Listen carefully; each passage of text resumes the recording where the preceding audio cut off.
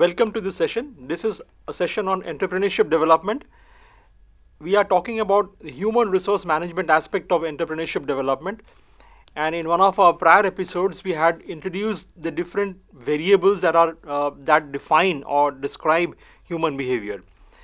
Like in one of our previous episodes, we talked about the biographic variables like age and gender and how they impact different organizational output parameters. In this particular episode, we will go into yet another important variable, that is ability. What is ability? How does it impact organizational performance? This is what we are going to discuss in this episode. Now, ability very simply means the capacity of an individual employee to perform a given task. Okay, that's the most common understanding of ability. And when we talk about ability, there are two different types of ability we must consider. One is a set of intellectual abilities, abilities which are required to perform functions like mental activities, like thinking, reasoning, problem solving are all intellectual activities. And of course, there's another set of activities which could be abilities which could be termed as physical abilities, physical attributes that are required to be present in an individual for carrying out certain tasks within the organization. Now, let's first of all discuss what are intellectual abilities. As I said, the intellectual abilities are those abilities which need to be there in a potential employee in order to perform certain mental activities like thinking, reasoning, problem solving, etc. Now, research has brought out 7 different dimensions of intellectual ability. If you look at different kinds of jobs carried out by different kinds of people across organizations, you will normally find that they need abilities of 7 different dimensions. What are these? Number 1, something called numerical ability. What is numerical ability or numerical aptitude? I think we all are aware of numerical aptitude. What is it? Sir, it may be defined as like how one is comfortable with numbers. That's right. How one can interpret different aspects of numbers. That's right. We have to deal with figures, okay, facts and figures. And there are certain roles in organizations where you need to be able to handle numbers, do number crunching, do different kinds of calculations and draw inferences from those calculations. So one has to be comfortable with numbers. Somebody who does not know numbers or is not able to work with numbers will perhaps not fit that role. So numerical ability is a very common ability required of many jobs. For example, an accountant in an organization needs to have numerical ability because he has to do number crunching day in and day out. A second dimension of ability is verbal comprehension. Now, what is verbal comprehension? It tests the communication ability of an individual. Okay. How well he can comprehend a particular language, how well he can cooperate with that language, and he can develop that language, like his speaking ability. That's right. His comprehension, his understanding towards the language. Correct. So can it include the convincing ability of a person? Yes, of course. I mean, one of the tool which is used for convincing is the language, is the communication. Okay, so if persuasion needs communication, then communication needs to be a skill, and this skill includes both listening to what's being told by the other person or other persons and communicating or telling something to people who would have to listen and carry out orders. Okay, and that too in a simple language. That too in a simple language which is understood by people who are involved in that communication. Communication is always two-way or multiple-way communication. It's never one way. One thing we should keep in mind that only using, like while communicating with a person, only using too much flowery words or very difficult words will not lead to an effective communication. So quite right. Lots of importance or care should be taken while communicating with a person, that not much jargons or technical terms should not be used to that extent. Right. We need to remember that the objective of communication is to clarify the issue. Okay. The objective is a clear understanding between between the speaker and the receiver. So if that is objective, then there is no question of using language which is not understood by the receiver. We have to talk in a language which is understood by both. Okay, only then effective communication will result. Otherwise, it will not result in effective communication. Okay, fine. So let's move on. Yet another dimension is the perceptual speed. Perceptual speed. What do you think is perception? Like seeing anything, how one can perceive the thing, how fast they can perceive Okay. any theme. Okay. Or something like that. Any Perception. situation or any problem, what exactly it is and how it can be dealt with. See, perception by itself is a topic of discussion. Okay, we perceive with the help of our senses, the five senses, sensory organs like eyes, ears, nose, etc. Okay, now through these we perceive and we try to draw some kind of meaning out of that.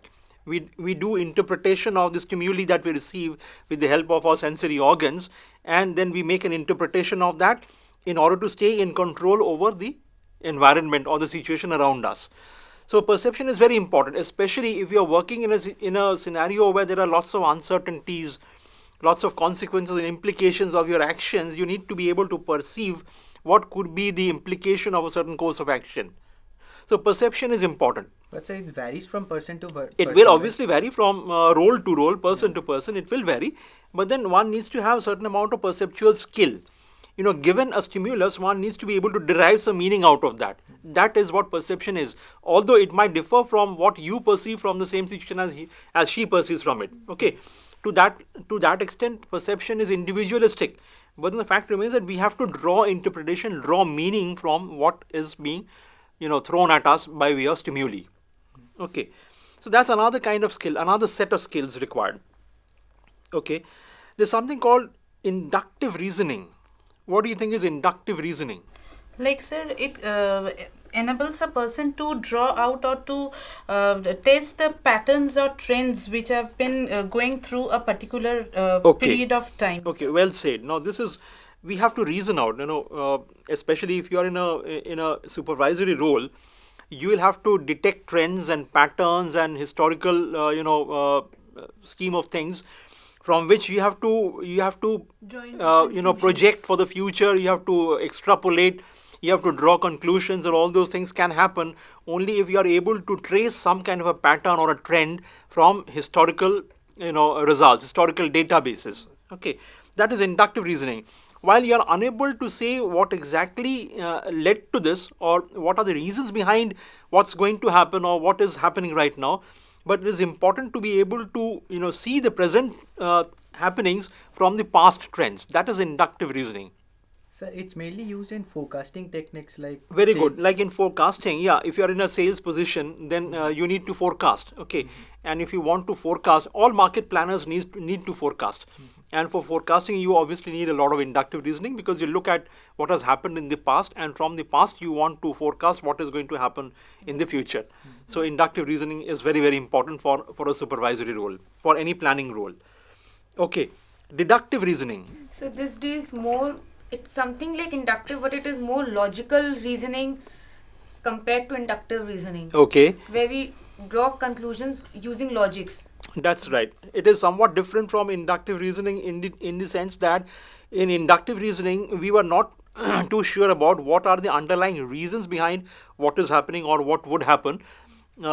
Like in a forecast, a sales forecast, when we are doing a sales forecast from trend analysis, we merely map the trend and say that this is what is going to happen in the coming periods. In Okay, deductive reasoning, we add a reason to we it, that find why out the this is reason. happening. We are trying to be more explanatory in terms of our quest for what is happening. We are trying to find out underlying reasons and causes behind what is happening and what is likely to happen. So that is the kind of reasoning that is more deductive. You deduce something from with the help of logic. So it's Okay. more of expertise form of inductive reasoning. That is something of that sort. Yeah, you go beyond the trends and you look for reasons underlying those trends. That's deductive reasoning. Okay. Spatial visualization is another dimension of intellectual ability. Spatial, as in space. Spatial, as in space. Okay, we are talking about how do we visualize space in 3 dimensions. So it allows you to view from all corners. That is right. Like you can oversee the situation. Correct. And you can make your own decisions. Correct. For example, let's say an engineer, he has got a drawing in front of him, an engineering drawing, let's say, of a structure or a building or anything of that sort. And from that, he will have to be able to visualize what it would look like in actual 3 dimensions. Although he's looking at a drawing on 2 dimensions on paper, he should be able to visualize how it would look like in actual 3 dimensions. Okay. So this building up. So, and many softwares can also be used over here. Yeah, of course, there are tools and techniques which will help you do this, but then ultimately there is a question of human judgment and understanding, wherein I think the spatial visualization of the individual is going to come into play. So the spatial visualization. Like for is example, like- you develop a product on a piece of paper, on plain paper, but then what the product would look like in actual 3 dimensions is something you need to be able to visualize. So is this Yeah. more technical? This is aspect more of a technical skill, yes, because we are trying to build up something from 2 dimensions to 3 dimensions, so trying to utilize space. So it's more technical in orientation than the other ones we have talked about so far. Yes, but then I would imagine that spatial visualization is required for different kinds of professions which can even be non-technical. It's not necessarily that only technical people need to have spatial visualization. Even for example, let's say a pilot needs to have a very good understanding of space and distribution of things in space. Okay. Although you might even say that a pilot is a technical profession. Yes, it is. Yeah. But then understanding space and distribution of matter in space is something that he needs to understand. Okay. Lastly, of the 7 dimensions is memory. Memory is something that we all intuitively understand. Ability to retain and recollect information as and when we need to use them. Okay. So there must be some techniques to measure all these things in a person. Yes, that's right. So firstly, we sum up by saying that these are different dimensions of intellectual ability. Okay. Now it will be incumbent upon the entrepreneur and the organization to be able to assess the availability and the level of skills in the individuals who are going to be required to man certain positions in the organization. How you do it is a question of what kind of tests you devise and design and make your potential candidates go through those tests so that you are able to understand what is the level of skill available in a given potential candidate. Fine, I think we take a short break at this point of time. We come back and discuss more on intellectual abilities and other physical abilities. Okay, thank you. Welcome back. Before going to the break, we were talking about ability as a determinant of human behavior in an organizational setup, and we looked into different dimensions of ability. Let us move on from there, and we have talked about 7 different dimensions of ability. I just remind you what those were. We had talked about numerical ability, verbal comprehension, perceptual speed, inductive reasoning, deductive reasoning, spatial visualization, and memory. Okay. Now, obviously, jobs would differ in the demands that they would make on individuals or incumbents in terms of these intellectual abilities. Different jobs will make different levels of demand in terms of these abilities.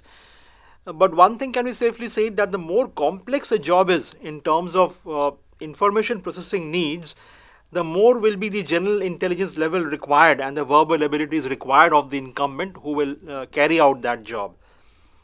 Although I would say there should be a word of caution here. We talk about different levels of intelligence quotient. IQ is a very common concept, as you all perhaps know. A high IQ is not necessarily a prerequisite for every job. One tends to get carried away with IQ and tends to feel that a person with a high IQ will do well in any job. That's certainly not the case. Okay, it is not a prerequisite for all kinds of jobs. For example, there are plenty of jobs in industry which are fairly routine and which do not require the incumbent to exercise a lot of individual discretion. And if that is the case, then person with a fairly low level of IQ can also be considered for that position. I think more level of IQ is required for more managerial and decision-making jobs rather than yes, lower level and middle level jobs. Quite true. The more the unpredictable circumstances into which the person would be put, the more the unpredictability of the job scenario or the situations that he will be made to go through, the more will be the IQ required of that incumbent in that position. So these intellectual abilities have come to be recognized as very important job ability criteria for certain job descriptions, and they really have become popular over the years. Okay. Which is why you will find that hardly any organization would recruit or hire people without putting them through some kind of a test or the other. The objective is to find out what are the skills, what are the levels of skills required for the position for which they are recruiting, and does the incumbent have those skills and at an acceptable level of those So skills. these tests are conducted at a initial level of the recruitment process or at the final levels rather? See, I would say that at the entry level, you would put people through more number of tests because that's the entry point, and you want to make sure that you are bringing in the best possible candidates with the right skills and the right levels of those skills. Okay, but then recruitment and selection does not happen necessarily at the entry level all the time. You also recruit people at middle levels and higher levels of the organization where it's very difficult to conduct tests to ascertain people's skills. Okay, therein what you do is you look at the track record of the individual in past organizations and past experiences, and you kind of understand what is the level of skills that he has had, so that he has been successful or effective in those roles in those organizations. We talk about intelligence. The intelligence is one very important variable that has been found interesting by all entrepreneurs, and they look at intelligence, trying to break it down by breaking it down into different components. Generally, intelligence is, we all know what intelligence is, but then it has been broken down into components like cognitive intelligence, social intelligence, emotional intelligence, and cultural intelligence. Now, are you able to understand the differences between them? What, for example, is cognitive intelligence? So it includes all the seven dimensions we talked about. Quite correct. earlier. So cognitive intelligence basically is to do with the mental abilities, the brain work that goes into let's say part. analytical understanding, problem solving, decision making. You require a lot of mental work, cognitive work. That is what cognitive intelligence is. And to do well in such a role which demands a lot of cognitive intelligence, you would fall back on those seven dimensions that we just finished talking about. Okay.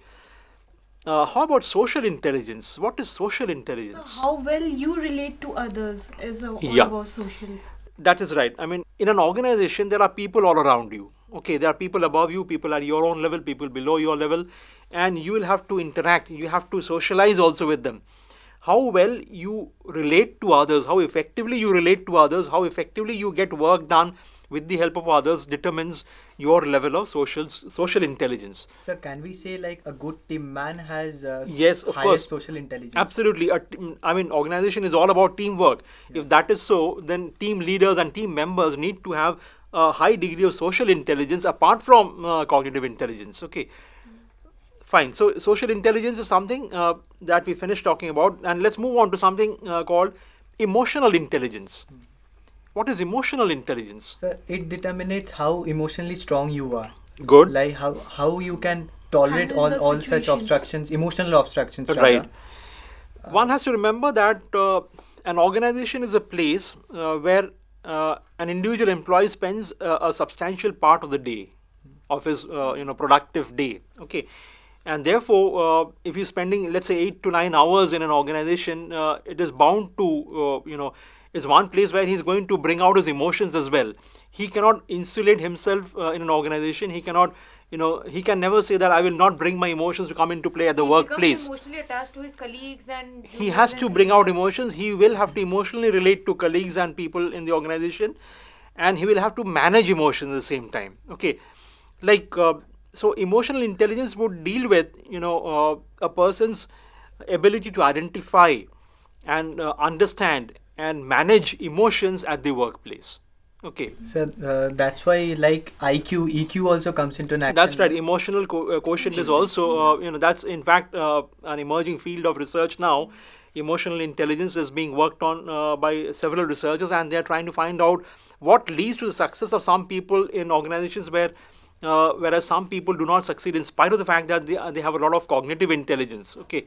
Now, this is one reason why, because some people are emotionally very stable and they're able to handle their own emotions and those of others in the organizations very effectively, and that pays for their success. Whereas some other people are unable to control and manage their own emotions, let alone the becomes a emotions of hindrance others, in and their that own- becomes a hindrance to their performance in the organization. So that's of sometimes course very it's important. Personal, emotional, like if a person is emotionally disturbed because of some family matters Yeah.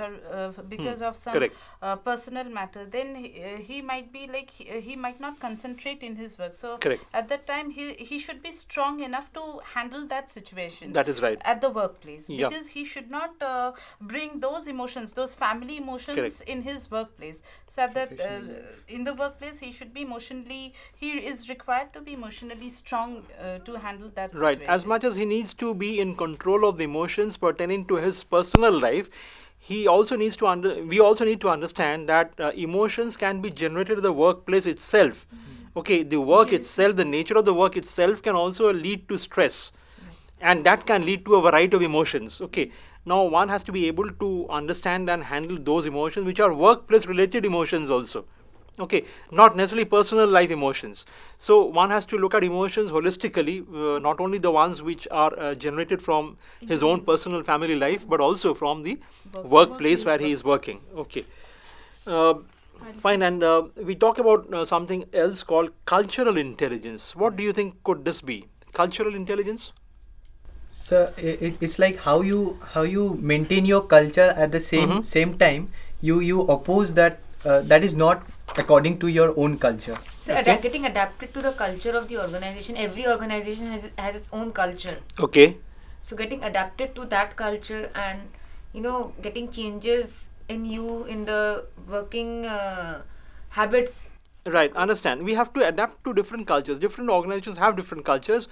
More so, there are organizations which operate in multicultural environments also. Okay, like for example, many multinational companies operate in different countries with multicultural systems in place. Okay, so cultural intelligence is, I would say, the awareness of cross-cultural differences and the ability to function successfully in cross-cultural situations.